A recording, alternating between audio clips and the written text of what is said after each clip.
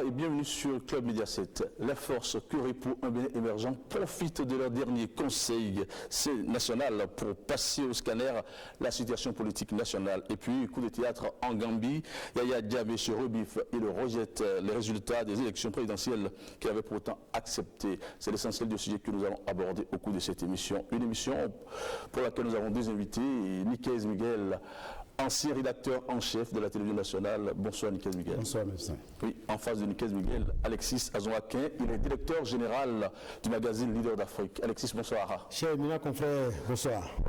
Nous commençons cette émission avec la revue de presse signée Ricardo Pecou.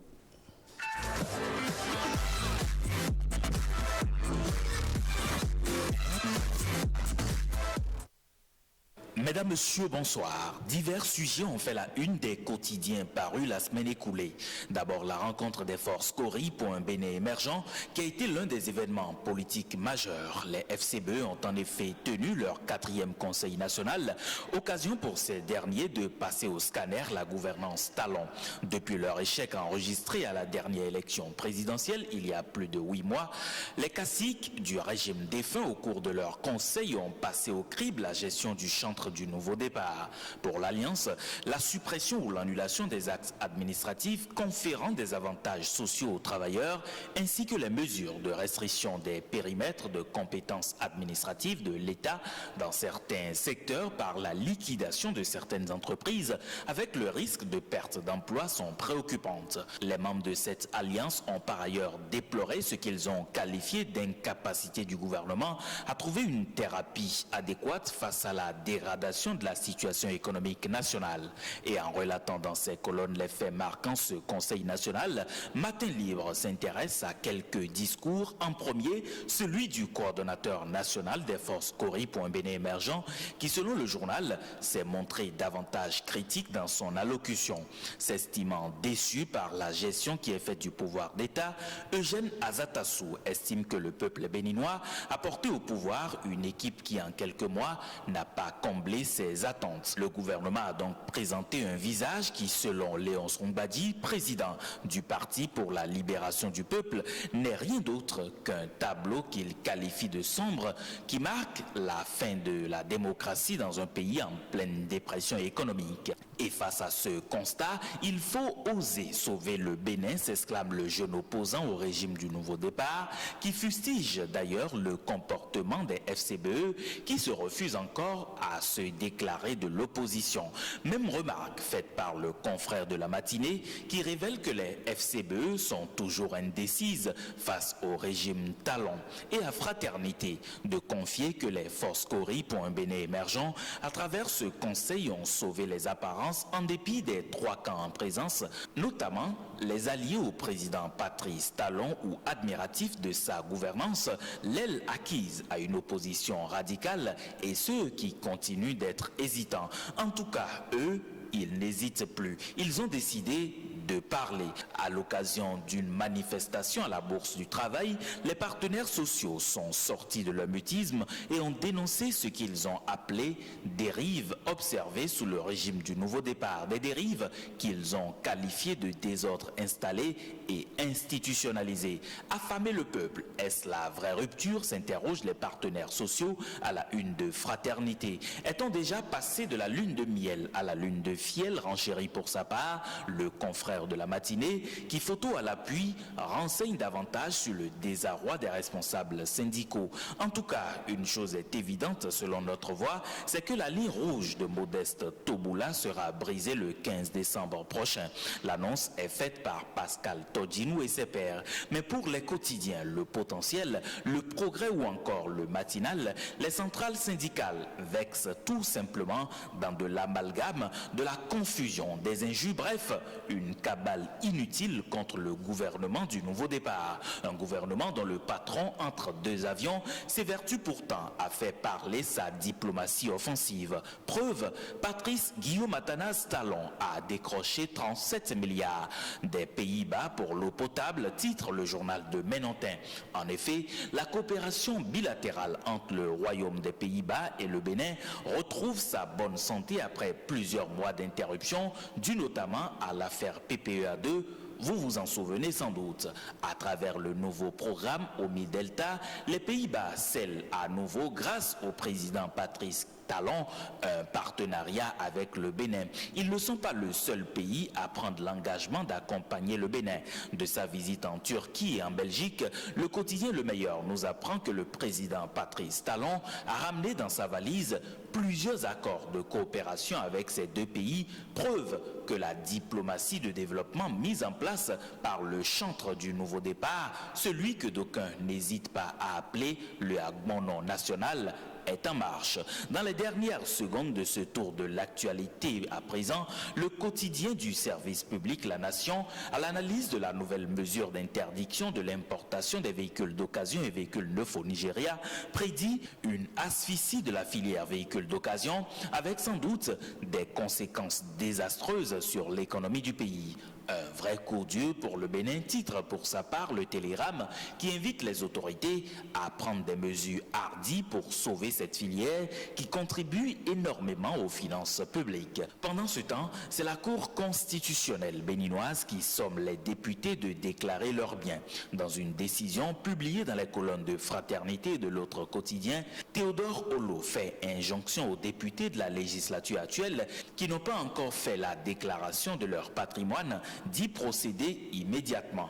En tout cas, le numéro 1 béninois, lui, il a donné le bon exemple. Patrice Talon a déclaré ses biens, mentionne Fraternité et le journal Les 4 Vérités comme pour inviter les autres à faire de même. Bouclons à présent ce point de l'actualité par un hommage rendu à Camaro Fassassi, l'homme politique, ancien ministre de l'énergie et de l'eau sous le régime Kérékou, a tiré sa révérence, écrit le quotidien Le Progrès. Paix donc à l'âme du disparu. Eh bien, c'est sur cette nouvelle que nous mettons un terme à cette revue de presse. Merci de votre aimable attention et à très bientôt.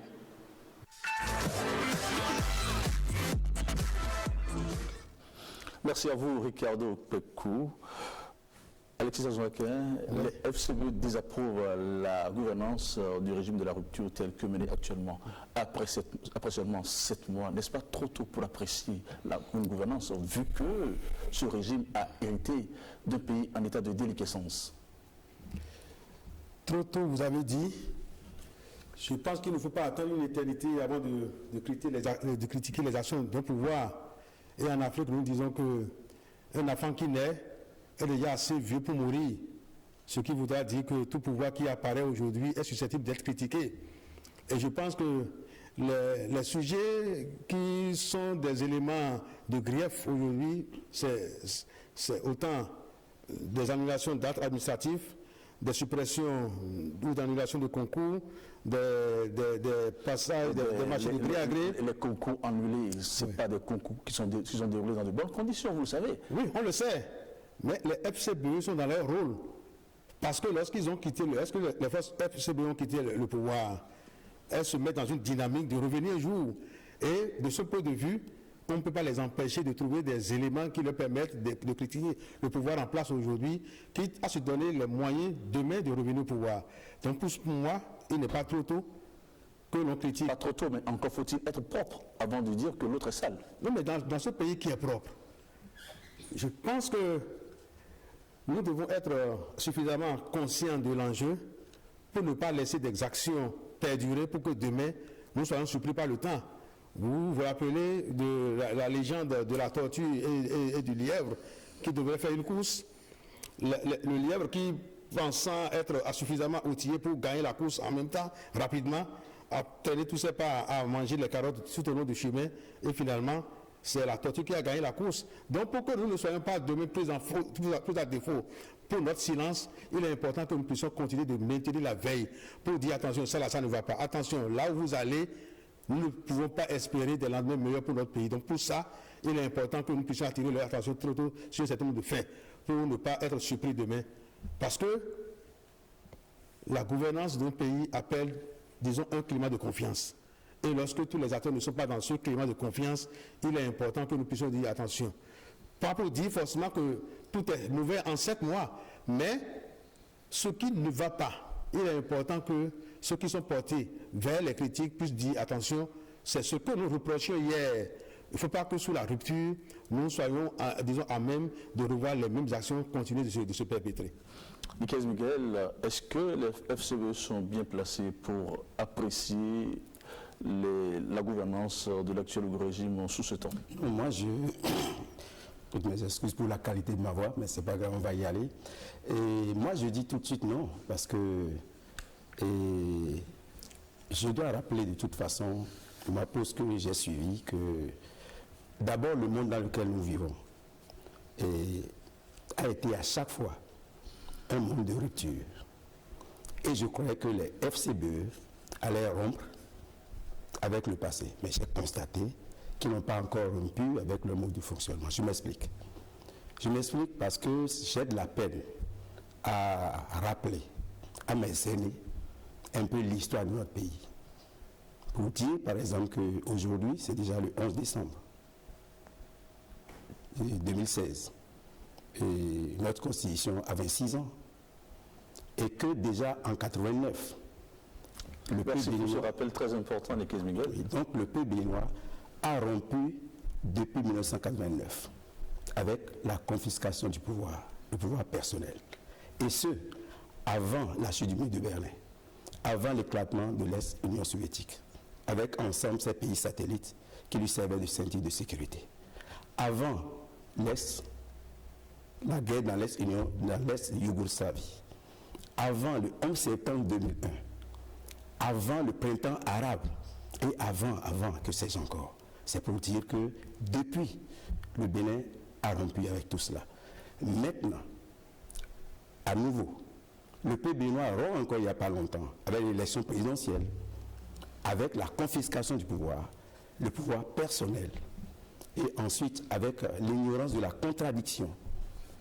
En plus, avec, n'est-ce pas, la confiscation des services publics au service d'un homme. Le peuple béninois a encore rompu avec. Mais il faudrait que les FCBE nous fassent le point pour nous dire, mais pourquoi, n'est-ce pas, ils ont fonctionné de cette manière? Pourquoi il y avait autant de clientélisme politique? Pourquoi, n'est-ce pas, il y avait autant de politisation de l'administration? À travers des marches de soutien, des marches de remerciement, des prières de remerciement, etc. Il faudrait qu'ils nous fassent le point et qu'ils nous disent, mais finalement, à quoi tout cela a servi? Lorsqu'on ne dit rien du tout et que l'on veut parler de l'autre, moi je suis désolé, il faudrait qu'on fasse ensemble le point, qu'ils nous disent, mais à quoi cela ressemble, ce qui a été fait? Et ensuite, peut-être, présenter des excuses au peuple béninois pour ce qui a été fait. On ne peut pas aujourd'hui parler sans nous faire le point de tout cela. Je m'arrête là pour l'instant. Oui, Alexis Azouake, les FCBE, l'État FCBE, c'est l'affaire Seltsad, c'est l'affaire Maria Gleta, c'est l'affaire des machines agricoles, c'est ICC Service. Il y a plein de scandales, les concours frauduleux. Est-ce qu'il ne fallait pas faire le point? Est-ce qu'il ne fallait pas faire le point de tout ce qu'ils ont engrangé comme enfin, tout ce qui est négatif, avant de vouloir critiquer le gouvernement qui n'a fait que 7 mois? Cher éminent confrère, je pense qu'il ne revient pas au FCBE de s'autodaffer. Ce n'est pas au FCBE qui revient de faire le point. Et je pense, à mon humble avis, qu'il revient ne serait-ce que des excuses au peuple, comme l'a dit Michael Miguel. Est-ce que les FCBE peuvent dire... Parce que c'était l'État FCBE, tout à fait. Qu'ils ont fauté par endroit. Moi, je pense que vous le dites parce que jusque-là, les résultats des audits ne sont pas publiés. Voilà. Si c'était publié, vous c'est pour pouvoir en place de diligenter les audits, de rendre public les résultats de ces audits et de confier ces résultats. Savez-vous que le procureur va agir incessamment? C'est notre souhait. C'est notre souhait, un peu comme dans le cas de Ségur. Je pense qu'il y a eu des interpellations et les audits, disons que les actions ont été poursuivies jusqu'au bout et des gens sont encore en tort pour ça.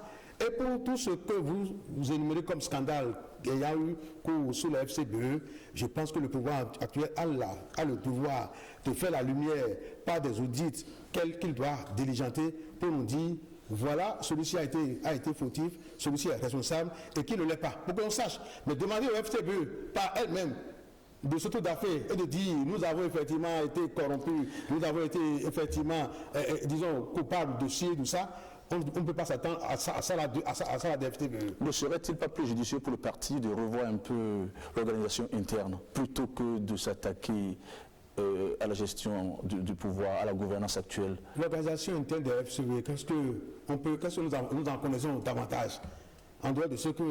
Puisque le parti aujourd'hui, en fait, l'alliance aujourd'hui, c'est 3 camps. Ce n'est pas encore homogène. Il y a beaucoup de choses à dire.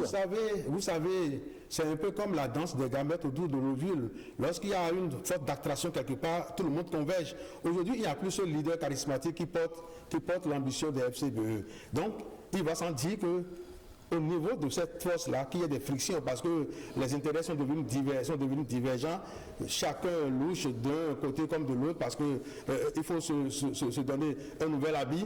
Et donc pour ce point de vue, je pense qu'il n'est pas souhaitable que l'on puisse demander au FCB d'abord de faire un toilettage interne de leur formation avant de porter un regard critique sur l'action du gouvernement en place. Alors, lorsque le FCBE évoque la dimension humaine et sociale, à quoi font-ils allusion?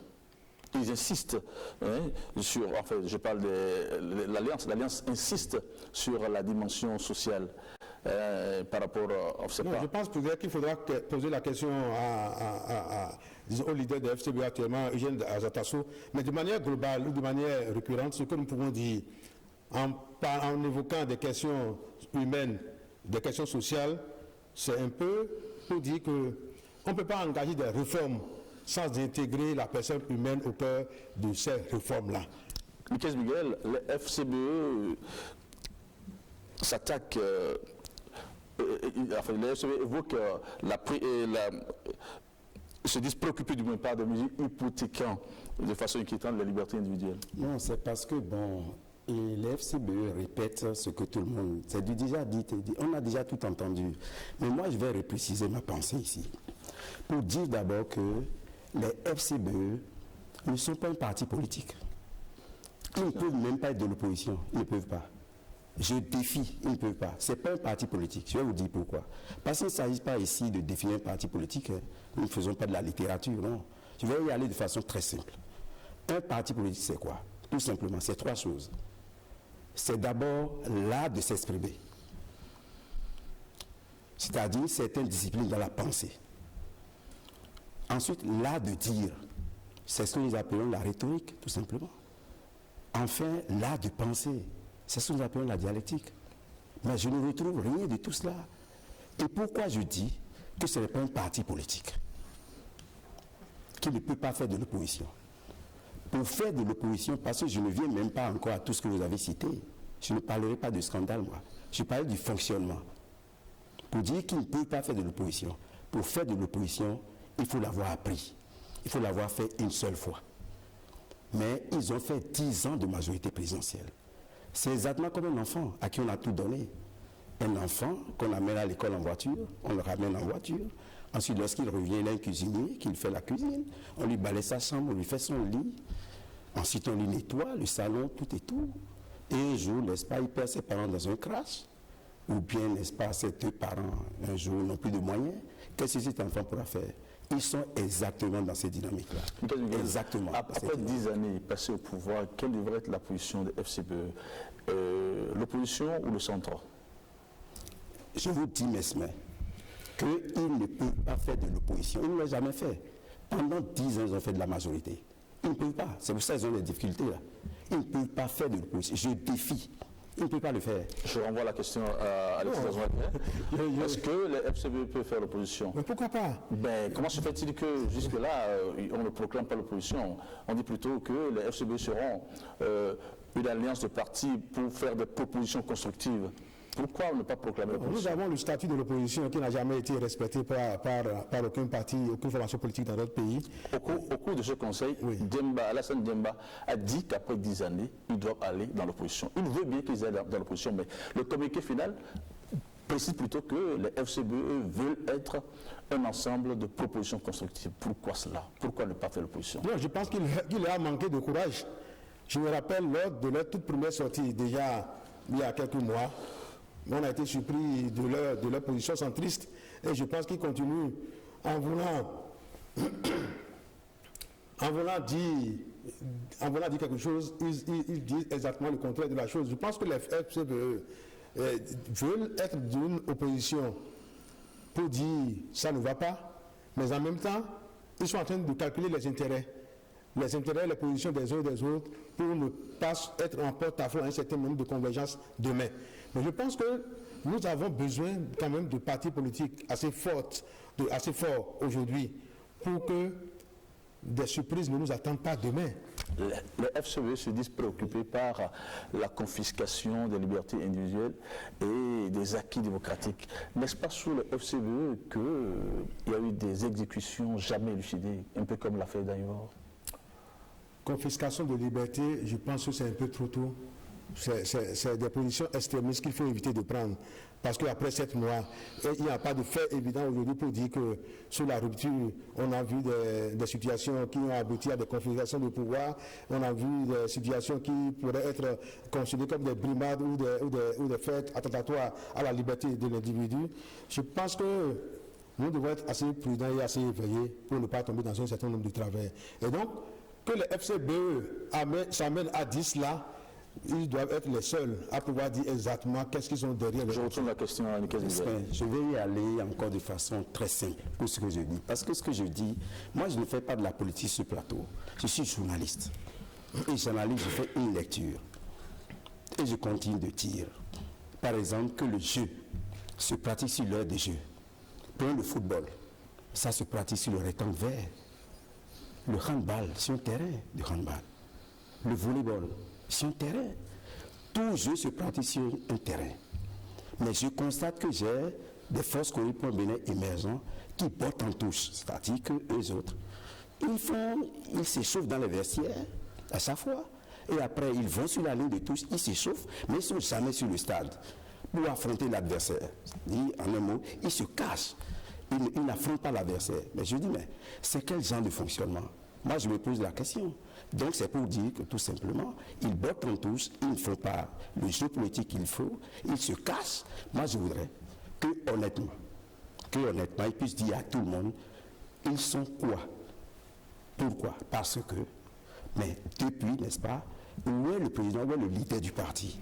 Quel est ce parti qui n'a pas de leader? Quel est ce parti qui passe son temps coordonné? On coordonne quoi? Regardez l'essai de ces partis-là. Moi, j'ai essayé de faire un peu le tour. Quand on prend l'exemple de la région septentrionale, on a juste peint la maison, il n'y a rien là-dessus qui indique que c'est un parti politique. Lorsque vous allez dans différentes localités, aucune présence. Mais là, c'est plus un parti politique. Alors qu'on me dise que l'on puisse faire de l'opposition dans ces conditions-là, sans visibilité, moi, ça me pose un problème. Oui. Un mot sur la dernière sortie des partenaires sociaux du gouvernement. Je parlais des syndicats. Les syndicalistes sont dans leur rôle. Je pense que leur activité principale, c'est de se remuer et de remuer, disons, la couche sociale et de remuer les gouvernants pour dénoncer un certain nombre de faits. Je pense qu'il est temps que peut-être et les gouvernants et les partenaires sociaux s'asseyent pour voir au nombre des revendications et au regard de la marmite ce qu'il est possible de leur concéder pour que nous ne soyons pas, disons, en but à des situations de troubles, dans le pays. Les partenaires sociaux du gouvernement annoncent une marche pour la semaine prochaine. Nickel Miguel. Bon, encore que les autres, bon, je les apprécie.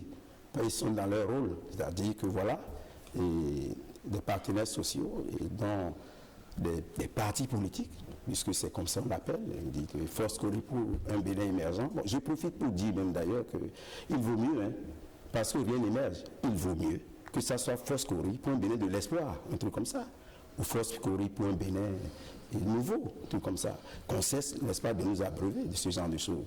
J'ai profité pour dire cela, pourquoi? Parce que les syndicalistes ont répété exactement les mêmes choses. Ils sont dans leur rôle. Ils sont dans leur rôle. Et puisqu'ils sont dans leur rôle, c'est tout à fait normal qu'eux, n'est-ce pas, ils mettent l'accent sur la préservation de l'emploi, etc. Eux, ils ne parlent que des travailleurs. Maintenant, est-ce qu'il faut réformer, oui ou non, les différentes sociétés dont on parle? Il faut y aller vers les réformes de façon courageuse.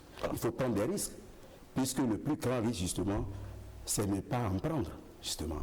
Moi, je crois qu'il faut faire des réformes dans la mesure où, n'est-ce pas, aujourd'hui, le gouvernement de la rupture, je n'aime pas trop parler de ça, c'est pour dire tout simplement qu'il faudrait que nous aussi, au niveau des syndicats, au niveau des sociétés, nous puissions à notre niveau observer une rupture. C'est-à-dire, si on avait des mauvaises habitudes, que l'on puisse les corriger. Observer une certaine rupture avec les mauvaises habitudes. C'est ce que moi je comprends. Donc, il ne s'agit pas ici forcément de la rupture dont parle le président Patrice Talon. Mais il appartient à chaque citoyen, à chaque travailleur au sein d'une société, de rompre avec les mauvaises habitudes et de permettre à ce que les réformes se fassent pour que les bonnes habitudes s'installent. Alexis Ademoakin, le président Talon a déjà déclaré c'est bien. Qu'est-ce que ça vous inspire?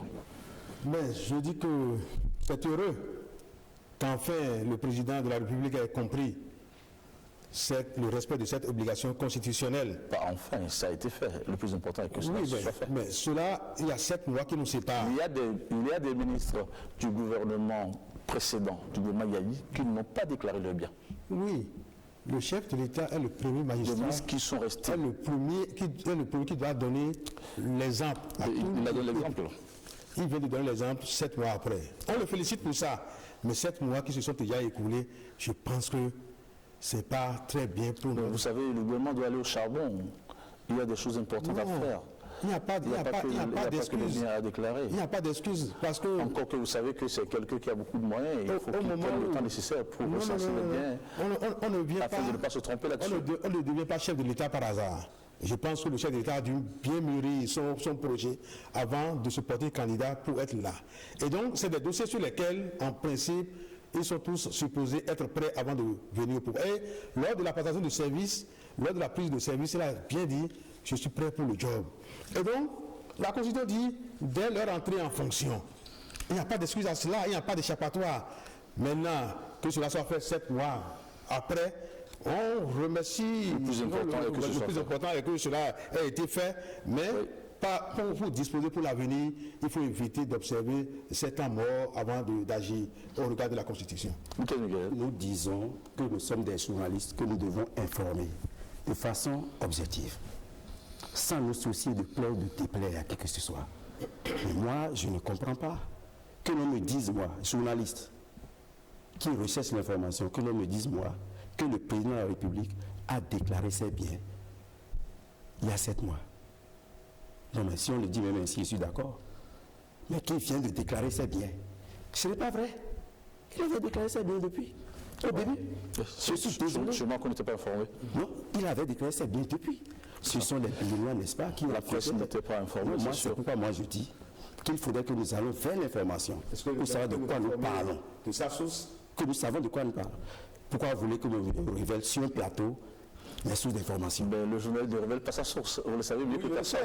Il faut aller vers l'information. Vous le savez mieux que personne. Le journal ne donne jamais sa source. Et savoir effectivement de quand ça prend effet. Permettez, nous allons évoluer. Eh bien, moi, je vous informe. Nous allons évoluer. Nous allons dans cette émission. Était la première personnalité à déclarer ses biens. Moi, le président, je ne l'ai jamais rencontré.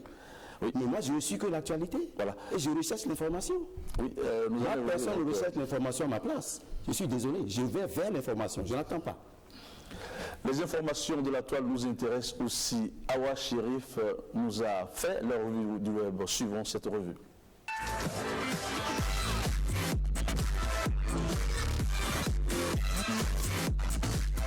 Bonjour les amis du Club Média 7. L'actualité sur le web de cette semaine est essentiellement politique.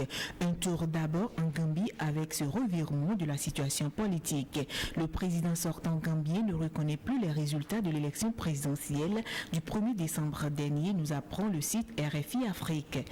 Une semaine après avoir reconnu sa défaite face à l'opposant Adam Barrow dans une déclaration télévisée. Le président sortant revient à la charge dans la soirée du vendredi 9 décembre. Il affirme, je cite, « J'ai accepté les résultats car j'ai cru que la commission était indépendante et honnête. Désormais, je rejette les résultats en totalité. Laissez-moi répéter, je n'accepte pas les résultats. » Fin de citation. Pendant que le président sortant gambien lui rejette les résultats, au Ghana, John Dramani Mahama a appelé son challenger pour le féliciter pour sa victoire à l'élection présidentielle le vendredi soir selon le journal Le Monde Afrique. Nana Akufo-Addo remporte ainsi officiellement l'élection présidentielle. La commission électorale a confirmé la victoire du chef de file de l'opposition un jour avant l'annonce officielle des résultats. Il obtient 53% des voix contre 44%. Pendant que la page de l'élection présidentielle se ferme au Ghana avec la victoire de l'opposition, une page s'ouvre avec la candidature de Manuel Valls. RFI, à travers La Voix du Monde, affirme que Manuel Valls a voulu faire sa déclaration en présence de quelques amis politiques et de sa femme au premier rang. Selon la même source, il n'a pas tergiversé. Il a déclaré, je cite, « Je suis candidat à l'élection présidentielle », tout en ajoutant qu'il démissionne de son poste de Premier ministre. Fin de citation. Manuel Valls espère donc rassembler. C'est sa responsabilité, a-t-il dit. Et nous décrochons tout en vous donnant rendez-vous le dimanche prochain. Merci Awa Sherif. Alexis Azoakin, il y a un retournement de situation en Gambie. Le président Yaya Jammeh a rejeté les résultats qu'il avait déjà reconnus. Comment comprendre ce retournement de situation? Bon, c'est une situation qui nous inquiète en tant qu'Africains, mais cela nous révèle davantage les maladies infantiles dont souffrent les oppositions, disons, les oppositions africaines. Ça me paraît curieux qu'après 22 ans de pouvoir, dans un contexte de confiscation des libertés et autres, le président gambien ait pu reconnaître les résultats de ces élections, ait pu appeler son challenger pour lui dire félicitations, et qu'après, quelques jours, il se rebiffe pour dire je ne reconnais pas. Moi, je pense que la faute revient encore à l'opposition gambienne qui n'a pas su manager. Parce que la pêche que le président gambien leur a attendue, il leur fallait la saisir et essayer de trouver des voies d'aménagement, de sortie honorable pour le président Yaya Jammeh. Mais le monsieur vous dit, je reconnais les résultats des élections, je vous félicite, et quelques jours après, vous... Je comprends bien, vous accusez l'opposition. Il y a un problème de communication. Il y a une affaire de responsabilité politique qui a failli. Parce qu'il ne peut pas avoir fait ça, et que les instants d'après, on commence par lui indiquer l'échafaud, et lui promettre la pendaison dès qu'il va passer, il va passer la main. Je pense qu'il y a une erreur de management qui a failli, qui a fauché la bonne donne, disons, entretenue par le président Jammeh. Maintenant, il revient à l'Union africaine de trouver la porte de sortie. C'est vrai que quand ça arrive, les présidents, disons, que nous connaissons comme des dictateurs... L'Union africaine n'y peut rien. Vous savez, Ellen Johnson, elle n'a pas pu accéder, elle n'a pas pu atterrir, son avion n'a pas pu atterrir. Oui, c'est ça qui est malheureux, parce que lorsque nous disons que nous sommes une union, et que nous devons être, disons, l'avant-garde d'un certain nombre de respect pour nous, disons, et de réforme pour nos pays, il faut que l'Union africaine puisse se donner les moyens de ramener ces gens de pouvoir à la raison. Parce que si on dit l'Union africaine ne peut rien, finalement, qui va pouvoir quelque chose? Nous ne pouvons pas indéfiniment continuer d'attendre des forces occidentales pour remettre le pays, pour remettre, disons, nos démocraties à point. Miguel. Oui, c'est nous qui utilisons ici la fameuse formule qui n'existe même pas, parce que j'entends parler de rétropédalage, ici, concernant le Bénin. Voilà, rétropédalage. Voici un. De façon concrète, c'est-à-dire un président qui accepte sa défaite et qui après dit bon, que vraiment je n'accepte plus et que bon, tout ça c'est l'image de l'Afrique qui prend un coup. C'est pourquoi moi je me demande, mais si l'autre n'avait pas raison en disant qu'en Afrique, je crois qu'il vaut mieux qu'on n'ait pas d'hommes forts, mais d'institutions fortes. Et moi je dis que c'est dommage, et dans la mesure où j'espère qu'on ne me dira pas après que la Cour pénale internationale ne juge que les présidents africains. J'espère que je n'entendrai pas ça après, puisque dans la mesure où ce qui a été fait sera source de contestation. Il a jamais dit qu'il croyait que la commission électorale était indépendante. Est-ce à dire qu'il y a quelqu'un d'autre dans le pays qui a plus d'emprise sur la commission électorale que lui? Voilà, il dit qu'il croyait que la commission électorale était indépendante. Lui voulait de quelle commission? D'une commission dépendante? C'est là la question.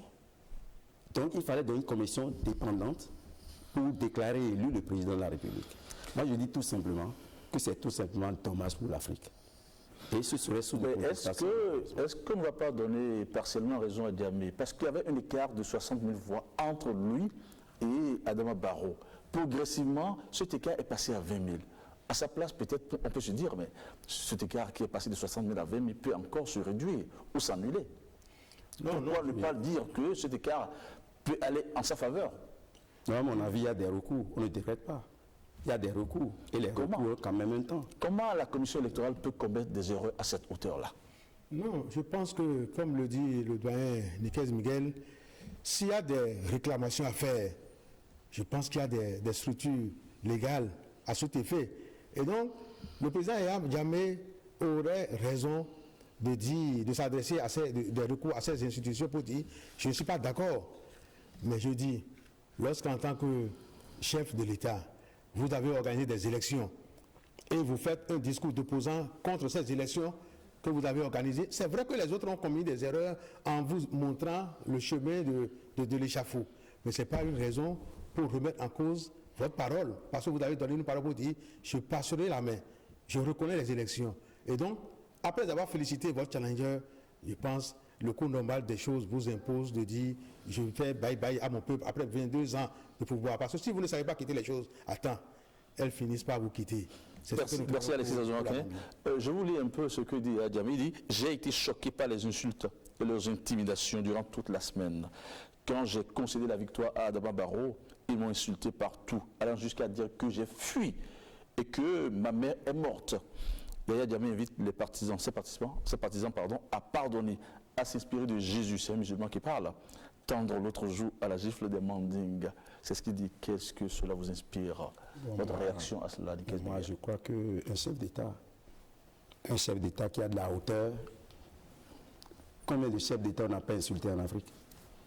On en a eu ici à qui on a jeté des pierres.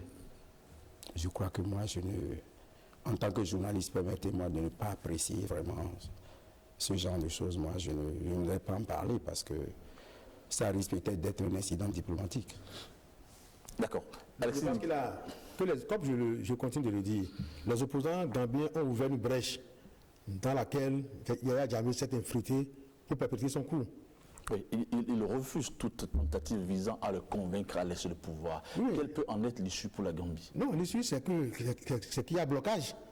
Il y a blocage. Et vous vous rappelez que récemment, il s'est retiré de la Coupe pénale internationale. C'est peut-être en prévision de tout cela qu'il l'a fait. Parce qu'il sait que les élections peut-être vont déboucher sur des crises, sur des tensions au niveau du pays et qui peut-être seraient amenés à user de la force pour maintenir l'ordre et qu'après cela, on va l'interpeller devant la Cour pénale internationale. En prévision de tout cela, il a pris ses dispositions. Et comme je le dis, il revient à l'Union africaine parce que là, on va continuer de faire deux poids, deux mesures.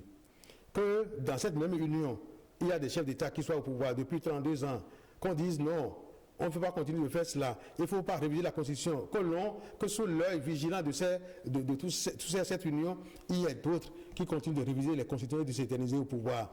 Et que l'on voit d'autres qui disent, comment moi, je peux être là après 22 ans et laisser le pouvoir alors que d'autres en ont fait 32 ans. Je pense qu'il nous faut harmoniser les politiques d'alternance au pouvoir au niveau de l'Union africaine pour que nous puissions parler d'une même voix désormais. Il a aussi averti que ce pays ne tomberait plus jamais dans les mains des Occidentaux. Qu'est-ce qui l'autorise à une telle allusion? Moi, je peux déjà prédire son échec. En tant que journaliste, je prédis que tout ce qui se fait là, de toutes les façons, il ne pourra pas aller loin. Oui, mais veut-il dire que l'opposition ne soutient pas les Occidentaux? Non, il peut prendre ça comme il veut. De toute façon, il ne peut pas lui seul aller contre la communauté internationale. Il fait allusion certainement à des faits passés. Vous vous rappelez qu'il a fallu que George Bush s'interpose pour ramener disons, au Libéria, pour ramener, comment on appelle l'autre opposant là, qui est en prison actuellement. Évoluer. Pour l'amener à remettre le pouvoir à celui qui a gagné le pouvoir. Je pense que cela s'est également produit dans un autre pays où un président américain a dû faire usage de force pour ramener pour remettre l'ordre en place.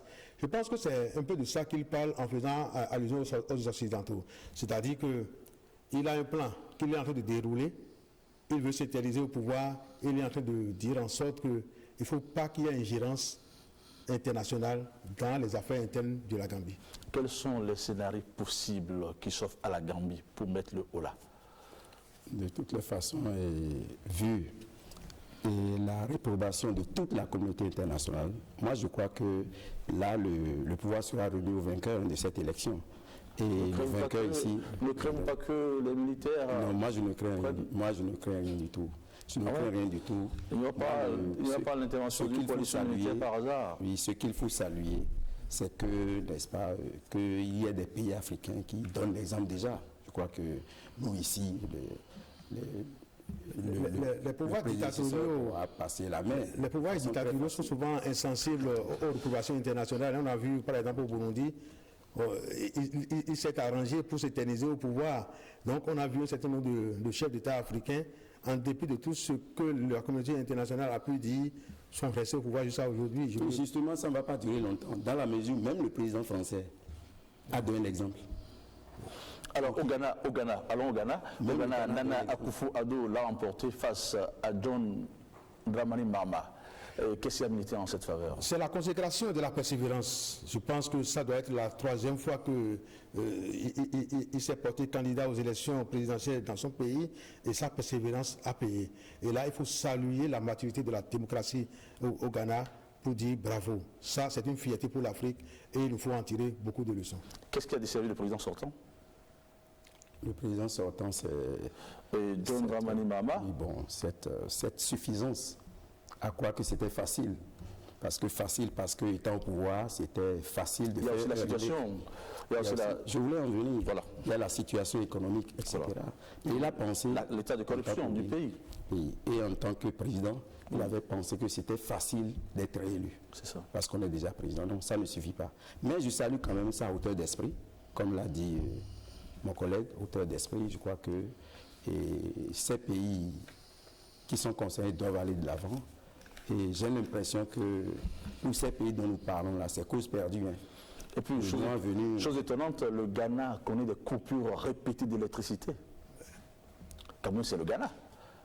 Le Ghana qui pourvoit d'autres pays, ce n'est pas chose acceptable. Un mot sur la France. Manuel Valls qui est candidat. Quelles sont ses chances? Ses chances, je pense que Emmanuel Valls ne peut pas tenir un discours opposant face à son propre bilan. Et je ne sais pas comment il va faire pour se départir du bilan du président François Hollande. Il a été là tout le temps.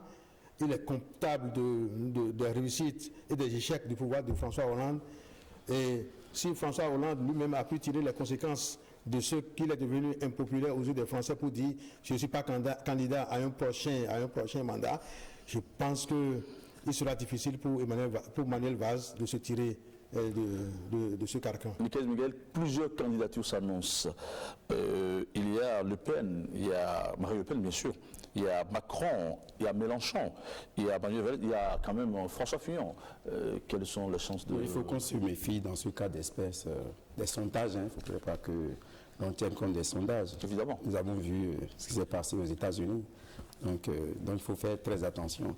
Donc ce que moi je salue déjà ici, c'est la position du président sortant.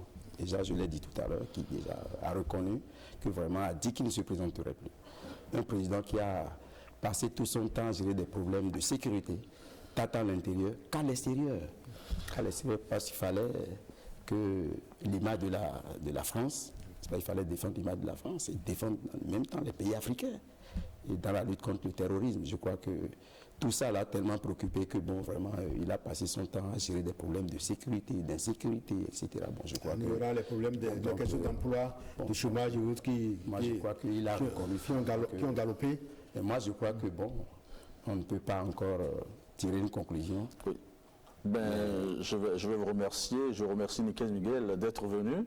Nickel Miguel, ancien rédacteur en chef de la télévision nationale. Merci d'être venu. Les 52 minutes, ça passe vite.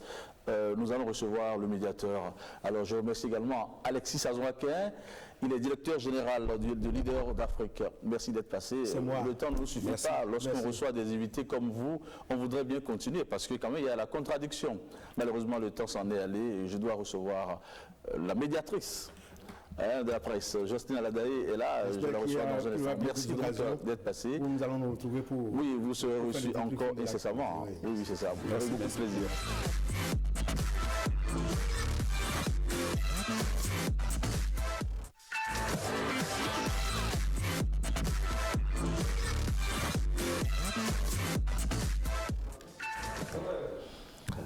Merci. Bonsoir, Jocelyne Aladaé. Bonsoir, monsieur Adisso. Oui, alors ça fait 2 semaines que vous êtes en mission. L'ARAC organise des auditions toutes les semaines. Qu'est-ce que vous avez comme moisson, Jocelyne Aladaé? Eh bien, la moisson, elle est abondante, même si on ne brandirait pas des trophées particuliers pour dire que oui, nous avons eu un scalpel, nous avons arraché la tête d'un directeur de publication de tel journal ou non. Ce n'est pas de ça qu'il s'agit dans ce rôle que je tiens au niveau du Club Média 7. Mais c'est tout simplement d'aller régulièrement au niveau de cette instance de régulation pour voir comment les choses se passent, comment les dossiers avancent et qui ne traînent pas et qui finalement aboutissent dans un sens comme dans un autre à l'actif ou au passif des journalistes qui sont indexés ou mis en cause dans une affaire de diffamation. Donc je vais juste rappeler toujours les étapes parce que la répétition est pédagogique. Il faut vous rappeler que certains DP ont été mis en cause, ils ont été auditionnés et la plupart ont fait l'objet de compte rendu, un rapport circonstancié qui a été transmis aux 9 conseillers de la Haute Autorité de l'audiovisuel de la communication du Bénin. Et à ce niveau-là, nous attendons que ces 9 sages puissent s'asseoir et statuer dans un sens comme dans un autre. Autre dossier, nous avons évoqué il y a 2 semaines le dossier sensible et douloureux de plainte ou diffamation dans cette affaire de cocaïne qui portait sur l'affaire à Javon.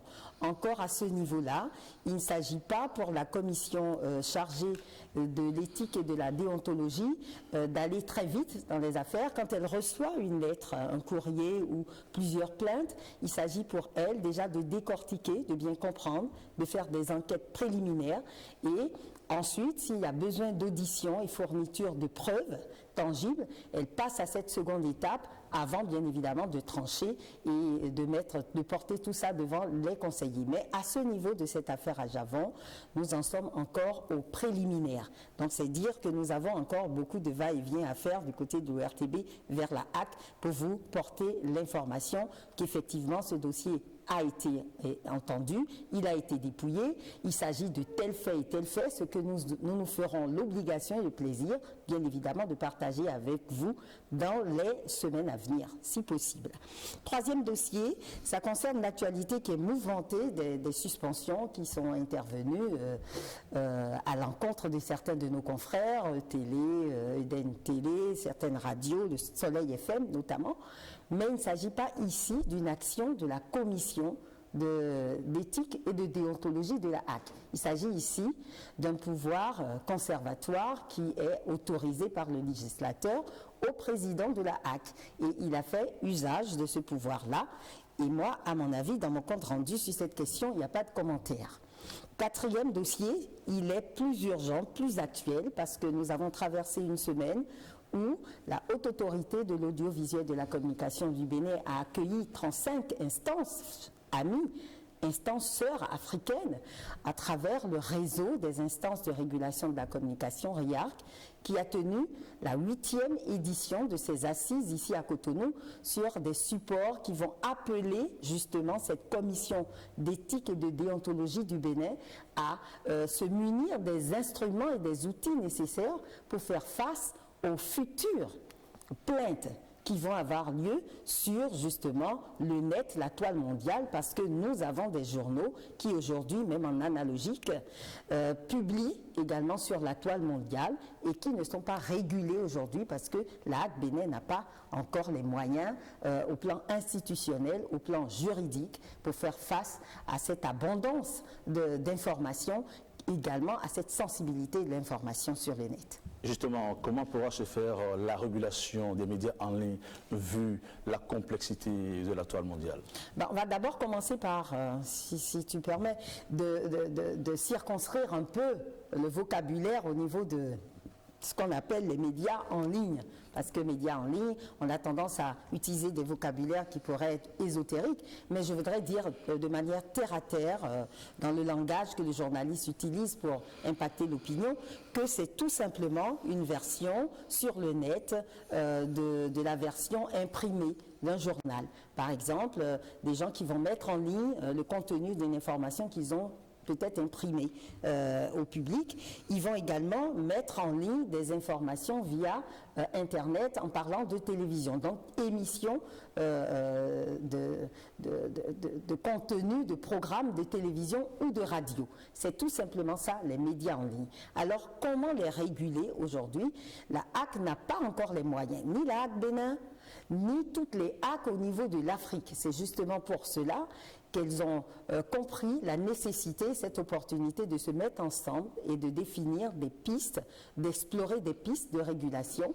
Et elles ont trouvé cette solution de parler de label à donner à un organe de presse qui publie en ligne. Un label. Justement, le label, mais cette formule ne connaît-elle pas des limites? Oui, mais le label qu'elles entendent mettre à disposition, c'est un peu une forme d'agrément. Un peu comme on signe aujourd'hui les conventions avec les directeurs de publication dans ce registre de médias traditionnels. Maintenant, nous allons avoir des nouveaux supports, des médias en ligne, qui vont appeler qu'il y ait une formule labellisée. C'est un agrément, c'est une accréditation qui permet de crédibiliser, de donner un blanc-seing un peu à cet organe pour dire que le contenu qu'il va publier via Internet est un contenu qui est crédible, qui observe toutes les règles de déontologie, de l'information, tout le cadrage nécessaire qui porte une véracité et toutes les règles du journalisme en matière de crédibilité. Mais malheureusement, par rapport aux limites, justement, limite peut se faire étant donné qu'on est sur la toile mondiale. Étant sur une toile mondiale, même si vous retirez ce label à cet organe, il peut toujours continuer de publier. Il peut continuer de publier et en publiant, il peut faire mal à un citoyen, il peut faire mal à une entreprise. Et c'est là où les limites de la HAC vont intervenir parce que la HAC ne pourra pas réguler au-delà de cela. Il aurait bien évidemment retiré l'agrément, ce label, mais on ne pourrait pas faire plus. C'est pourquoi toutes ces instances de régulation de la communication continuent de réfléchir en attendant le basculement de l'analogique au numérique et bien évidemment les premières années de cette faisabilité du numérique. Tout cela, ça reste encore à voir, mais on peut dire que la récréation va être terminée quand, ensemble, après cette CIRCAF, les instances de régulation de la communication vont se mettre ensemble pour définir une politique harmonisée en matière de législation et de règles déontologiques. Et votre conseil, vos conseils Bon, mes seuls conseils pour ce que je suis en tant que journaliste, bien évidemment, je recommanderais à tous nos confrères qui vont avoir cette version média en ligne d'aller d'abord s'informer davantage sur la réglementation en vigueur parce que quand on choisit de se professionnaliser dans un domaine, on essaie d'acquérir tous les arguments au plan juridique, au plan tout le cadrage nécessaire pour le faire. Donc s'informer sur la réglementation en vigueur dans leur domaine, ensuite se conformer aux règles de déontologie, tout simplement en écoutant l'ODEM, en écoutant la HAC, en écoutant les rédactions et leur ligne éditoriale. Et puis enfin, c'est mon dernier mot, personnellement, j'inviterai tout le monde à privilégier la culture de paix. Jocelyne Levé, journaliste de son État, journaliste devant l'Éternel, vous êtes déserte. J'ai du plaisir à vous recevoir. Merci.